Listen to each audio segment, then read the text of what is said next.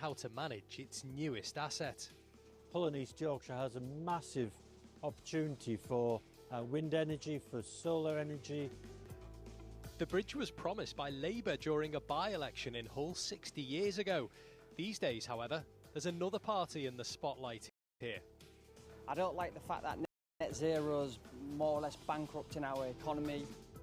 And they have other ideas about the value of net zero. Now it is an absolute integral part of the region, and that feels really exciting.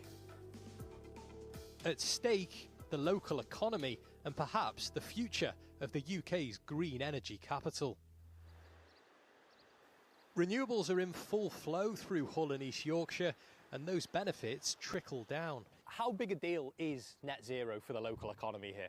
The value of the net zero industry to this area is 8 billion GVA, and it supports 75,000 jobs. That's hugely significant, and it is a growing opportunity. I think the climate target is part of it, obviously, but actually it's much, much bigger than that, because the sector is not a niche sector anymore. It stretches into construction, manufacturing, digital services, professional services, and so that agglomeration effect of all those different types of jobs is really important. The UK is committed to reaching net zero greenhouse gas emissions by 2050, and we're halfway there. The net zero sector is growing 3 times faster than the rest of the UK economy. And yet it's fair to say not everyone loves the policy. In fact, Reform, the party currently leading the polls and the party that the mayor of this region represents, can't stand it. Net zero madness. Net stupid zero. Insane net zero targets. Reform UK claim net zero policies are costing people and businesses more money. Their proposal is for taxes on energy bills that pay for green projects like heat pumps to be scrapped. Awkward then, perhaps, for the mayor of a region where many heat pumps are made. People aren't clear on exactly where you stand on it. Are you kidding me? They're not clear.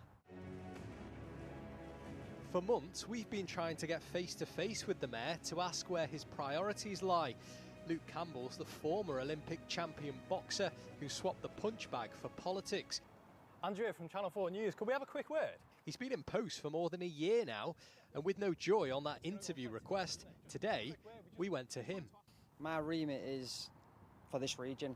It's to benefit the residents of this region. Well, you've also called net zero disastrous. Yeah. And it's worth £8 billion to the region. Right, OK. How do those things align? Look, I think clean energy is great. I've always said clean energy is great. I don't like the fact that net zero's more or less bankrupting our economy. It's bankrupting us. It's killing businesses. It's costing everyone an absolute fortune. Well, the net zero sector, again, it's worth £8 billion to this this is region. net zero. Yeah, whose cost? At whose cost? Who's it costing? It's costing us. While net zero projects are expensive initially, scientists say it saves money long term. If we're not going ahead with the energy transition, if we're not going to move towards clean power and net zero, what will we do instead? And it's really not obvious to me that there's an alternative that is viable. People talk about oil and gas in the North Sea. There's some oil and gas in the North Sea, for sure. But the amount of oil and gas that's left in the North Sea is not going to be a game changer for Britain's energy security. The North Sea is part of Reform's answer. The party's success in Hull at the local elections this month was mirrored across the country, meaning more towns and cities could take a different energy path against shrinking local opposition.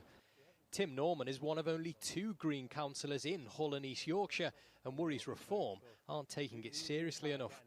Do you think the mayor fully appreciates the contribution of the net zero sector and green energy sector? I hope he does. I hope he does. And I hope he... Do you think he does, though? Do I think he does? In the year that we've had so far? Not just yet. I think he's still very much Nigel Farage's little boy. Nigel Farage's party are clear they'd scrap net zero.